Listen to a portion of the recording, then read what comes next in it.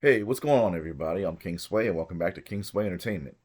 Today we have When Evil Lurks 2023, and explained by Flix. I think this is the first time I ever covered anything on Flix, so I really feel as though this might be my first time at kind of like doing a kill count type of thing with the film criticisms.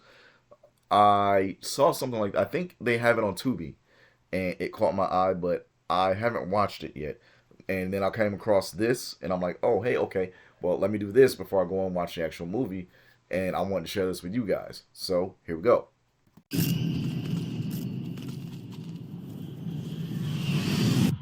How's it going, folks? Welcome to Found Flix. On this Ending Explained, we're looking at When Evil Lurks. We're in a remote village. Two brothers find a demon-infected man just about to give birth to evil itself. They decide to get rid of the body, only to end up unintentionally spreading chaos and death to everything in their paths. This is one of my most hyped of the year because we are finally getting a full-length follow-up from writer-director Damien Rugna behind one of my absolute favorite horror movies in years, Terrified, not Terrifier. His latest does feel right in the director's wheelhouse. In many aspects, will feel familiar to viewers of his work. He really doesn't mind pushing the envelope, and When Evil Lurks has several incredibly disturbing and graphic moments. Even kids and animals aren't safe with this madman at the helm. There's a lot of world building to the story as well, and I do wish that had been a little bit more developed. It feels like it tells us just bits of what the bigger picture is, and never really connects the dots in many ways. It's also a bit confusing how the evil works here. It's just more complex than the norm, but it also leaves a ton to the viewer to figure out on their own. And well, that's why we're here. So let's check out When Evil Lurks, breaking down the story, what we learn about the evil, the important rules in dealing with it, and explaining the quite hopeless ending. We're thrown into the rural farmlands of Argentina, and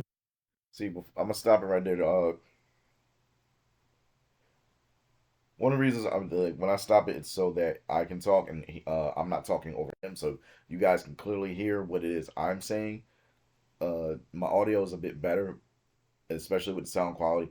But he's still talking and I'm talking. I don't want you guys to miss anything, so that's why I'm doing that. But uh, I don't do hopeless endings. I'm sorry. I just never like things like that. It's those kind of things lose my attention. I don't know. I'm not much of an optimist, but I do like to see at least one person get away or something in that degree. So I don't know how I'm going to feel about this movie, but that's why we're about to share this together. Here we go. a pair of brothers have their peaceful lives upended. There's several distant gunshots, and they assume it must be their neighbor Ruiz. They set out in the morning to investigate, making their way across the plains. They continue into a forest, and their dogs grunt at something up ahead. They bark to alert them that they have found a rotting body. In fact, it has been completely cut in half. They debate what could have done this, initially thinking it was a puma, but based on the cut, it must have been something sharper responsible. They find a suitcase with the man filled with ornate, odd equipment. Jimmy has seen the device before, but isn't quite sure of its purpose. They consider it could have been a thief that Ruiz dispatched, but when flipping through a journal, it appears that he was specifically headed towards another lady, Maria's house. As soon as they arrive there, they are confused by the dogs whining their heads off, wondering why that is. They show Maria the papers, informing her that the man is not going to be making his appointment. She reveals that the man was coming here to deal with her son, Uriel. The so-called cleaner was on his way to kill the boy, and Uriel is definitely in a bad state. The stench and sight overwhelming the brothers as soon as they enter the house. We see that Uriel is bedridden, appearing bloated to an extreme degree and covered in strange growths. Yeah, not looking so hot. Here we start learning That I don't know how many of you have seen the first movie Blade. That reminds me of Pearl, the record keeper. Overly fat vampire barely lifts their leg to fart, and even then you can see the ripples coming up their leg when they fart, and it's like, damn, biscuit boy. And Deacon's like, had a good grace to die with some fucking dignity. Yeah, they burn him with a UV lamp. This is over 20 years old, so I don't know what to tell you if you ain't seen it yet. Go see it if you haven't. Blade, Blades 1 and 2, I generally recommend. Blade 3, the action is very good, but the story kind of like, a little bit. I apologize. It's very late. That's you can see the sun is not out, and I'm trying to get this. I'm trying to do this reaction while the kids aren't trying to stab me, because I don't celebrate Christmas. So, but I'm not gonna take the holiday from them, or at least that notion. So what we do is we celebrate Dadness, and today was Dadness. So They're asleep, hugging teddy bears and whatnot, and I'm doing this. Continuing. Learning a bit more about the world here as the boy chimes in that he's possessed. His mama blames herself for his state. She hoped that praying would do the trick. And Pedro growls there are no more churches anymore. Wonder why that is. So there must have been some kind of spread of this infection of evil that somehow ties into the churches. The family's biggest fear is getting kicked off their land as they have nothing else. No, I'm not a very religious person, but I will tell you that the church means nothing. When I say the church means nothing, the church is just a body, a structure that the congregation comes to pray and strengthen their faith. And that's even in the Bible. So they shouldn't need a church, just strong faith, because that is the weapon. In that, even if I remember correctly, it even says that in the Bible. That is your faith is your weapon. My faith is my sword and my shield. So. They hope to be able to take care of him, but now just need him dead. They did report Uriel to the police a year ago, but they have obviously been quite slow to respond. The brothers head right to the police station themselves to confront them, but they don't even believe them as they haven't seen a rotten before, and according to them, they never even got the report about Uriel in the first place. As for what to do now, there's strict protocol to call the public health department, and the rest is up to them. They meet with Ruiz, and the situation is desperate. He believes that the whole area would be marked and become a ghost town if they don't intervene. They consider leaving until another cleaner makes it out, but with Uriel on his deathbed, there is no time to wait. Ruiz has already noticed some telltale signs of the evil spreading, as his dog left months ago. All 4 of them. First, it makes the animals go crazy, and even makes the deceased go crazy, he says. They all agree they have to do something, and think they should just auction off everything before the rot goes viral. Ruiz counters that it could be a setup by the state. It's easy to just abandon them and cover it up. Essentially, they are on their own. Later at dinner with his wife, Ruiz can't take it anymore, quickly rising from his seat. Jimenez shouts after to not do something stupid, but we already know he is. He rolls up to Maria's with a shotgun and kicks open the doors, ready to take care of business. Maria shrieks at him to not kill the boy, as that will only make the evil worse. It will spread and take their bodies and their souls. This one, the cleaning must be done by a professional. Ruiz brings the gun right on Uriel, and he grumbles to, "Kill me, you coward," before I move on to Jimenez's belly and possess the life growing inside of her. Ultimately, Ruiz does not take the shot, breaking down in his truck. Jimena and the brothers show up later, and Ruiz cries that Uriel has been playing with and taunting them. They are relieved to see he is still alive, and the bros think it is time for them to jet. Ruiz argues that Uriel is the one that needs to leave, and wants to cart him at least 3 hours away from their farms. The brothers think it's too risky, and Ruiz calls them cowards. This is their land too, and Pedro has a family right. Well, do it for them. Thusly, they work together to maneuver the man with his sheets, and with some great effort, get him outside. They load him into the back of the truck and proceed to drive a suitable distance away. The brothers are still uncertain if this is the right thing to do, and decide to keep going at least another 100 kilometers. Look, I often comment on this channel on my height, my weight, and my strength. Partly because a lot of people don't believe that I am either the height that I am or I have the physical capabilities that I do. But I bench over 225, 227 to be exact. I'm not picking that fat motherfucker up by myself. So yeah, when he said exert, it's gonna be it's gonna be 3 to 4 of us, and it's gonna be a thing, because I would assume these dudes are of average strength, and by average strength I mean maybe they bench 150. Maybe they're capable of that, but just that's gonna be a trek. That's all I'm saying. Kilometers. Ruiz declares that this is the right thing to do, and distracted from the road, he nearly runs right into a kid, swerving out of the way just in time. They drive out a bit further and find a good place to dump Uriel, but he fell out. Must have happened when they encounter that kid. Oh well, Ruiz says it's over and no longer their problem. He drops the brothers off later, and that's that, I guess. Well, obviously not. They just made a big problem into an even bigger one. In the morning, we see for ourselves how quickly the evil can spread with deadly consequences. Jimena calls out for her husband, pointing out one particular goat amongst the group, feeling it has been possessed. Ruiz retrieves a gun and fires it into the air, causing the animals to scatter, all except for that one. He aims at the animal, and Jimena goes for an axe, as it's important not to use a firearm to kill the evil. That too will condemn them. They have a lot of rules to keep track of here. Undeterred, he tells her to back up, and the goat casually walks right up to him, placing the barrel right at its head, almost taunting him to take the shot. He does so, and as soon as the animal goes down, Jimena becomes possessed and takes the axe right to the side of her husband's head. And inevitably, she doesn't last much longer either. Well, I'll tell you, that evil sure does spread quickly,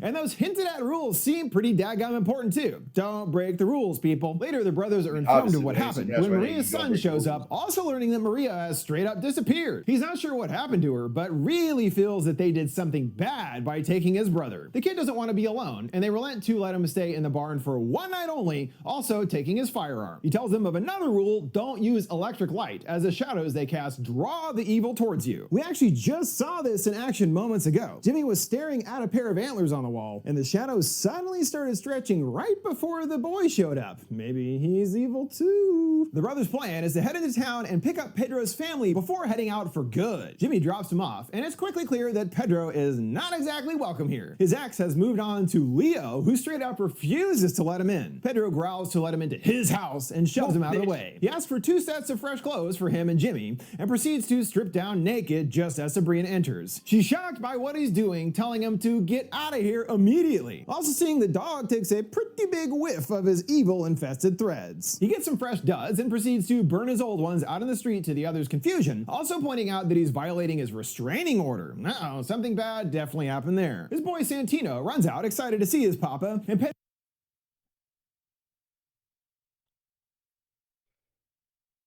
It don't take much for a woman to get a restraining order against you. I've seen my dad he used to work in law enforcement. He was a detective. He worked his way up to detective. It don't take much. Even when the court knows even when the officers and they know the girl is lying, they gotta take her seriously, because if they don't take her seriously, then when somebody's actually in trouble, it dilutes the potency of the actual person that's in trouble, and that's why they don't come forward. I have a big problem with that, because it doesn't take much to ruin a man's life. It's false allegations. It's a Reddit thing, and I say that because there was a Reddit story that I had seen. It was a father telling a story about how he unintentionally ruined his son's life because the stepdaughter said, "Oh, my stepbrother's been assaulting me, SA, for years now." And when the father didn't even bother to hear the son's side, just was like, "Oh, we gotta save this chick," threw the son in prison. He lost his schooling. He was in an Ivy League school. And then it came out that the stepdaughter actually lied about it, and she was just having sex with her boyfriend and wanted to get ahead of it with a lie before they found out the truth. Now, see, I'm going to say something very controversial, and you can try and cancel me if you want to. They say, believe all women. No. No. Don't. Because a lot of them lie. I heard more than once say, always believe the victim. That is bullshit. What you're really saying is, always believe the woman. Because you don't know who the victim is until all the facts are displayed. That's why I don't agree with mentalities like that, because a woman will lie to ruin a man's life because they know they have the power to do it with something like that. So I'm just going to circle back. He might not have done anything other than what's going on. He got mad and probably beat up the boyfriend. And the wife was like, "Oh my God, I'm so scared." You were never scared when you were with that man. You were scared when you started cheating on that man with your boyfriend. Pedro uses him to sneak back inside. She tells him once more to leave, and he actually wants all of them to come along. He spills that a rotten was found, and things will quickly turn to hell. Well, might be too late for that already. Leo decides to call the police, and Sabrina puts her foot down. I make the decisions around here. He tries to get through to her about the rotten, but she flat out doesn't believe him, and accuses him of just showing up to scare the kids. He just can't stand seeing her happy. You disappear for 4 years and not send a single dollar, only to show up out of nowhere acting like a crazy fool. She gets emotional, yelling for him to get a new life, loser. We don't want you here. With the fracas distracting everyone, they don't. What did I tell you? What did I tell you? What did I tell you? What did I tell you? Now, like I said, I haven't seen this movie, but just that is indicative that she cheated on him. She swears him down. He hasn't moved on. And it's like, oh, you're still stuck on me, because I've seen that in real life too. I've seen that in real life. It's they're so stuck on you, they're projecting because they want you to be stuck on them. They might tell you stay away, but they really mean nah, give me attention. Notice as out of nowhere, the pup turns violent on Vicky, launching right at her face, and probably the most surprising moment of the movie. You're like, whoa, damn, I didn't see that coming. That Kids was are not shocking. safe. He said Santino that. is a lone witness and bends down under the table, seeing Roger straight up ragdolling his sister. He yells to the adults to listen, and Leo comes to take a look. Roger drags her body out, and Leo screams to get him as Vicky is taken outside. Leo, along with Pedro, chase after, trying to rescue the girl. Pedro soon loses his breath and heads back to the house. He turns his attention to his other autistic son, Jair, attempting to rouse him from bed and get him focused. He rushes back downstairs, telling the others they are leaving. Leo is freaking, getting a gun loaded up. Pedro warns him not to use it on the dog. It's no longer a dog, but a demon. Leo peels out, and Pedro warns him again not to use the gun. So you think he's gonna use it? Yeah, of course. He encounters Gutierrez, who gives him more shit as usual, assuming he must have made another mistake. He warns them about using firearms as well, but it sounds to be pointless, hearing a nearby gunshot. And yep, Leo has already taken out Roger, meaning the evil will continue to spread. Man, nobody listens to the rules in this thing. I was thinking that the actual initial spread of the rotten must have happened a long time ago, like decades. For the most part, it is now under control, or at least that's the story told to the public. That would help us understand why no one, for the most part, has actually seen a rotten before, or even knows how to properly deal with the evil. It's just been that long since it's been a big day-to-day problem. That reminds me of I'm going to go to Castlevania Nocturne. In the original Castlevania series, they had night creatures and they had Forge Masters, but Castlevania Nocturne happens centuries, not decades, but centuries after the original. So when Richter Belmont sees a night creature, he doesn't know what it is, which I don't understand, because if he's a Belmont, unless he didn't bother to study, like, there's still the Belmont estate. The Belmont estate is under Castle Dracula. I forgot they did that. Because that in and of itself leaves plot holes.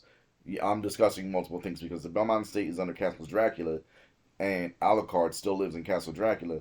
But at the end of the first season, when Alucard shows up to save Richter, he goes, "Dude, I thought you were a myth." So there's a lot. He didn't learn everything from his elders, and some things may have been lost in translation because Trevor wasn't the most studious person. But then again, they had speaker magic, and that should have done a thing. Like that, they had oral traditions, and that should have been passed down, and he should have known more. But well, yeah, it's just the point of you haven't dealt with it in so long that now you're back to square one, and you don't know how to deal with this thing. So that's like with the night creatures.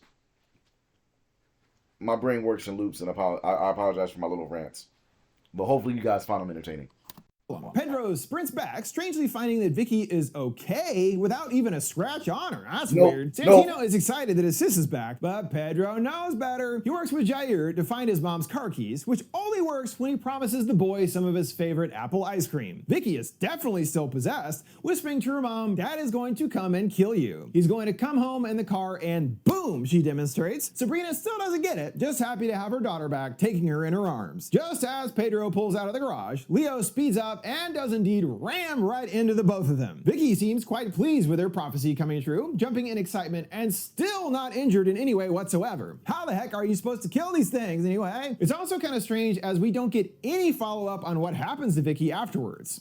Just dead, I guess, but still possessed, or Leo. I mean, I don't know. There's one final stop on their so far disturbing family reunion as they go to pick up their mother without telling her initially what's going on. She starts trying to piece things together. As they have Sabrina's car, the two of them must be getting along, right? Oh yeah, totally. It's been going great. They do reveal about seeing the rotten, and she too doesn't believe that they actually did, thinking they saw something that scared them and somehow were manipulated. Jimmy is curious if she's ever seen a possessed one. No, she fires back. Well, outside of you two clowns. However, she is much more familiar with the possessed, strengthening that idea that the initial outbreak occurred many years ago. There's even a song about it. They get in your body, infect your mind, take the most valuable thing in your life. Your body is no longer your body. Wow, that's pretty catchy. Santino is frightened by the lyrics, but she assures him all you have to do is follow 7 important rules so they can't get in your head and cause you to do things you don't want to. Don't use electric lights, don't stay close to animals, don't take anything close to them, don't hurt them. Also, very importantly, never name evil by its name. Evil has a name, they ask? Oh, sure, Lucifer, Azrael, and she rattles off several different names for Satan. They interject,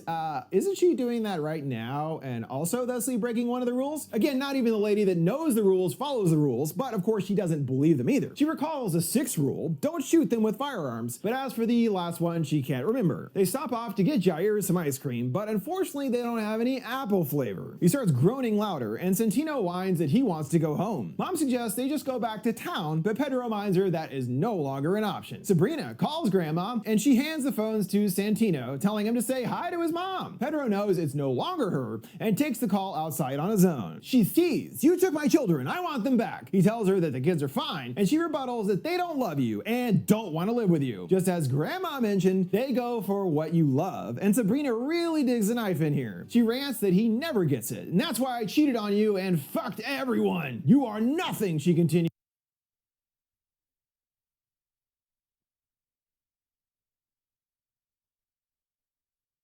What the fuck did I say earlier?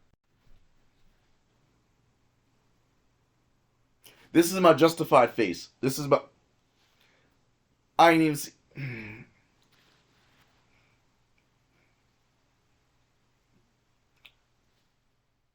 Whoever wrote this, they had to have seen this in real life, or they've heard too many stories.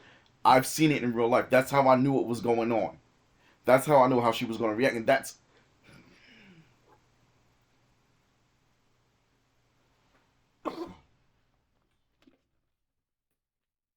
I knew that was it.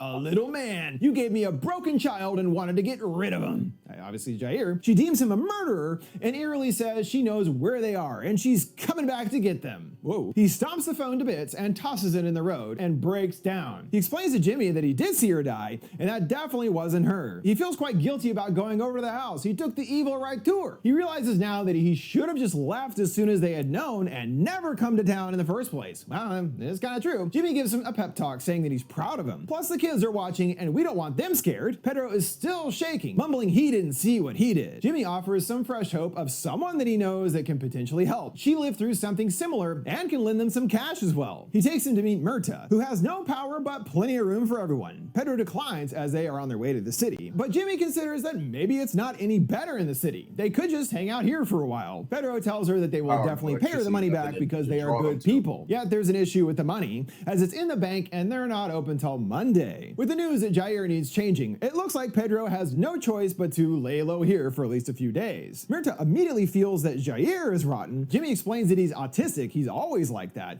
but she was already aware of that. She has been around some possessed in her life, even saying that she got used to living around them. So why come here, she wants to know, and Jimmy divulges that they think they saw one themselves. She knows better. If you saw rotten, there would be no question about it. Jimmy starts having some seeds of doubt of his own, thinking that it could just be his brother's imagination, or maybe something real that he just can't understand.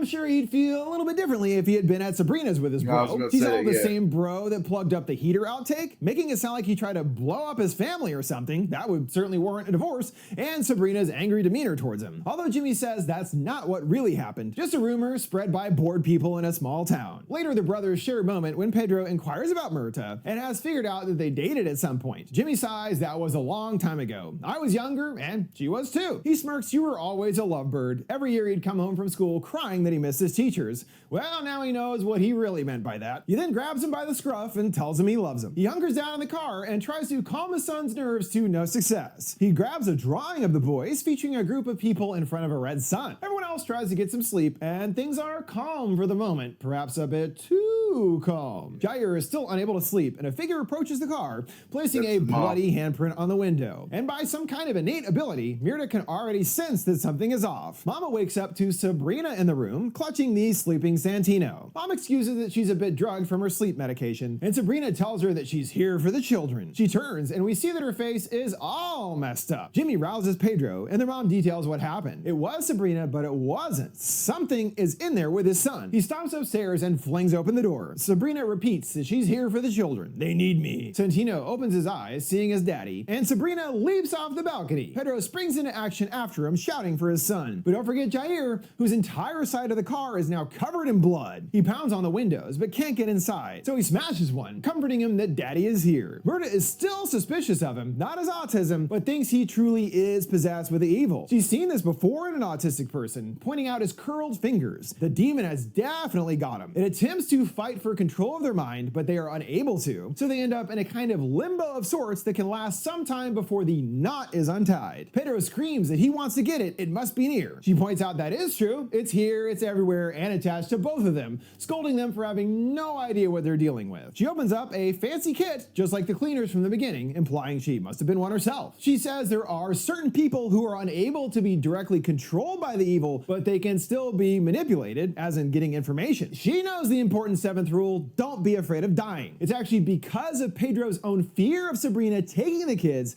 that actually caused her to come here. That's why he can't go get his kid, hoping that he understands why. The fear of losing them helps the demon, as the evil knows more about your fears than even yourself. Jimmy offers to go in his stead, while Myrta and Pedro need to deal with the original rotten, Uriel, in order to stop the spread. They must kill the man to prevent the beast from being born. It's currently in what's called the birth process. For now, it's just its essence that has been freed. It's not physically born yet, so they have to kill it as soon as possible. Pedro admits he knows exactly where it is, quite far away from town, because, well, they took him there themselves. She chides them once more for removing a possessed, calling them idiots. Also kind of true, this is really all pretty much their faults. They head out on their respective missions, and Myrta fills us in about her past, as well as her initial encounter with a rotten. Back in the day, her and her husband ran a church, but they were frauds. She saw her first infected at their church, initially thinking it was just a hired actor, until he puked up all over them, and then puked up the remnants of his family that he had eaten the previous night. It was soon declared that God is dead, and the times of churches quickly ended. Then the cobras appeared, monks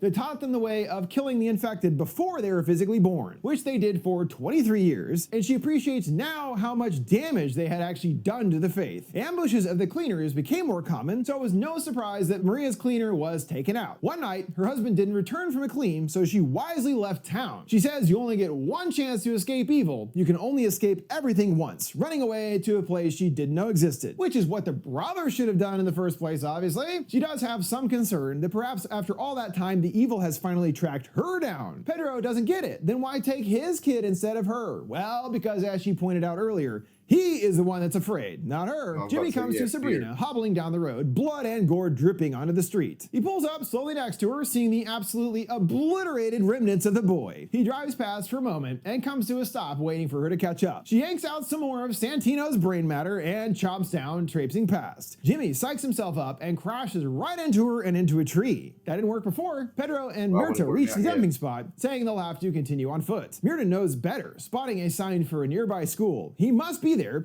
as evil likes children and children like evil. Jimmy comes to after the crash, and Sabrina writhes upside down to face him. Jimmy, she groans, you told me you love me. I don't think she's lying here, and if that phone call earlier is any indication, Sabrina wasn't exactly a saint herself. Meanwhile, at Merida's, Jair surprisingly emerges from the car a completely changed person, speaking eloquently and moving without any difficulty. Nope. Looks like that demon finally got its way out of the knot of the boy's mind. Pedro and Mirta make it to the school, and she knows that it's not too late. When evil eats, nature stops completely, while the birds and crickets are still chirping here. He has his flashlight, and she reminds him to shut it off. No more electric stuff going forward. They traverse around the school grounds, and Pedro comes to a room with several docile kids all creepily staring forward. They find an unlocked door and burst inside. In one room, they pass a drawing quite similar to Jair's with a red sun and everybody looking happy underneath. She enters the classroom with the kids surveying them intently. She asks where it is, and one girl shakes her head no. She relays that they're here to help, and another girl shushes her with blood dribbling from her mouth. She runs out of the room, choking and heaving moments later, reuniting with a baffled Pedro. What happened in there? She could smell the evil stench on the breaths of the children, and knows now they won't help them. They could even be hiding Uriel. She's never seen something like this,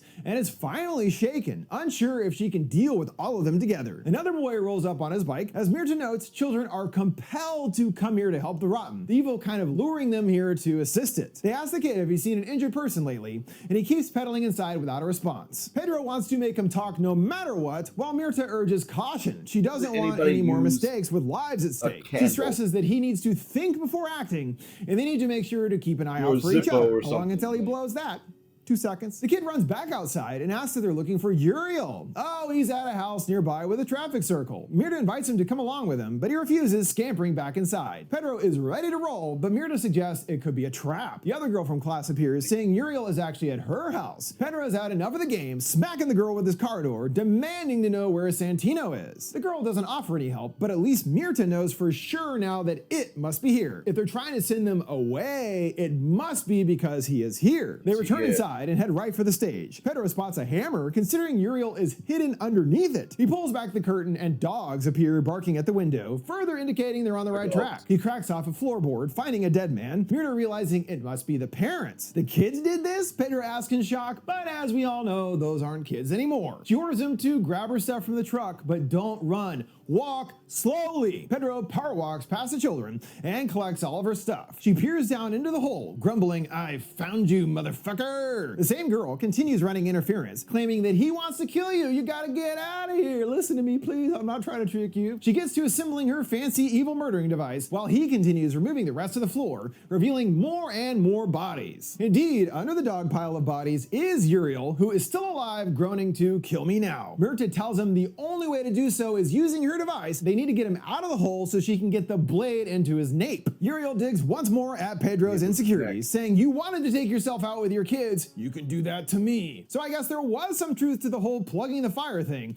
He definitely did something pretty bad. He spits to shut up, you fucker, knowing the evil is getting to him. The girl attempts to distract him with an axe in the office nearby. Do it for Santino, don't let him die, she yells, and Pedro foolishly follows her words. Mirta warns him of the obvious trap, but it's too late. A kid binds up the door handles, and Mirta is taken out by those pesky children. The same girl takes the hammer repeatedly to her head with no feeling whatsoever. Pedro crashes the glass with a chair and undoes the lock. He rushes out to a blood trail left from Mirta and knows she's gone. Man, this guy really doesn't get it, huh? Just consistently makes the worst possible choices. He's constantly dropping the ball like all the time. If he got over this shit, none of it would have happened. To really hammer that idea home, Pedro takes a piece from that cleaner device and proceeds to beat your...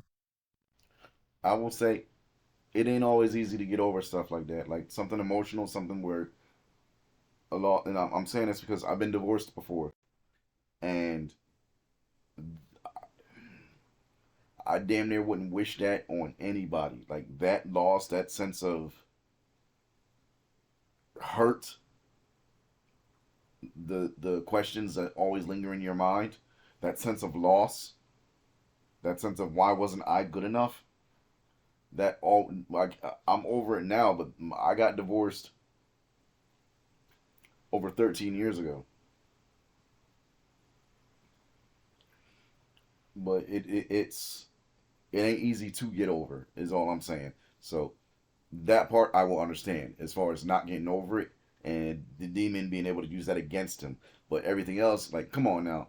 There's an axe over there. Yeah, I'm gonna go get this axe. I'm not leaving Murta alone. Like, no, she's old and not as spry as I am. Like, come on, come on, come on. That this dude's been dropping the ball left and right. Out, yeah. Muriel's head to bloody bits, just like destroys it. He's all, I used a part of the machine, that counts, right?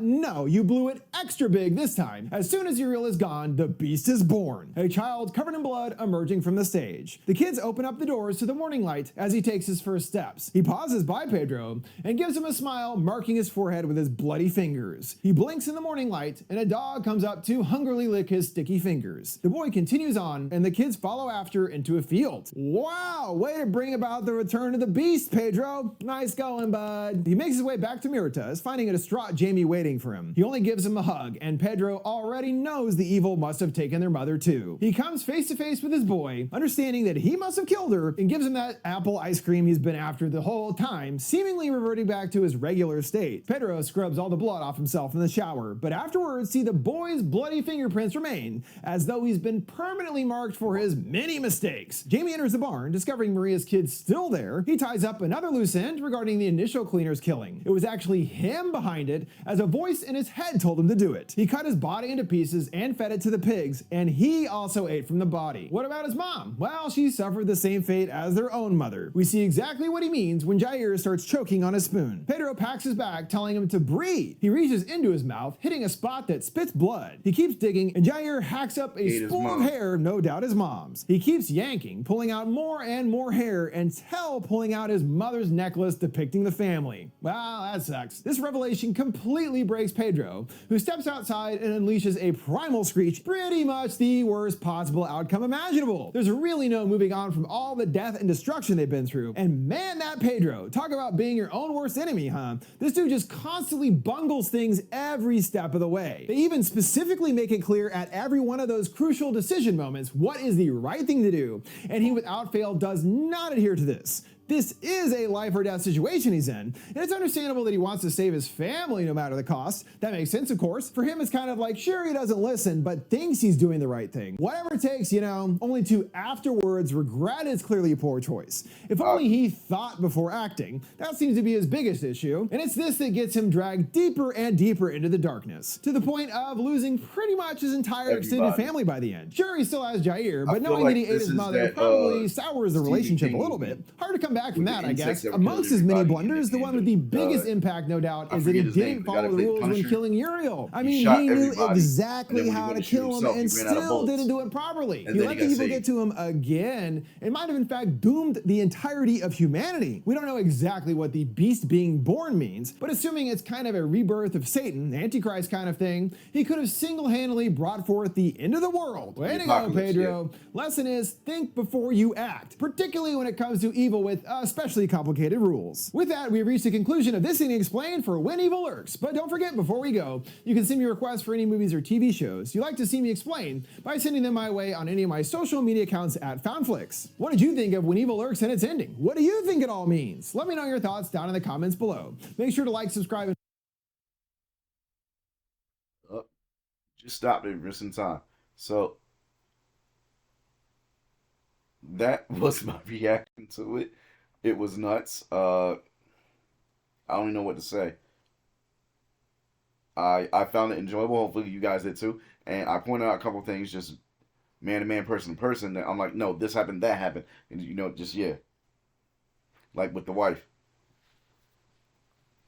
So we hit the end of the show. Hit the like, subscribe button, hit the notification button, and the bell. Down in the description below will be links to my socials, my Instagram will be links to the books that I have published on Amazon and my own Etsy shop for merch. Yeah. Also, I'm still playing video games on the channel, so one of the next episodes I play for Elden Ring will be another Tale of a Disrespectful Bouncer, because I've got some stories for you guys. Yeah. Got some, yeah. But in the meantime, between time, I'm always with the peace signs. I'm your main man, King Sway. I want to thank you for tuning in. I had fun. And I'm going to catch you in the next one.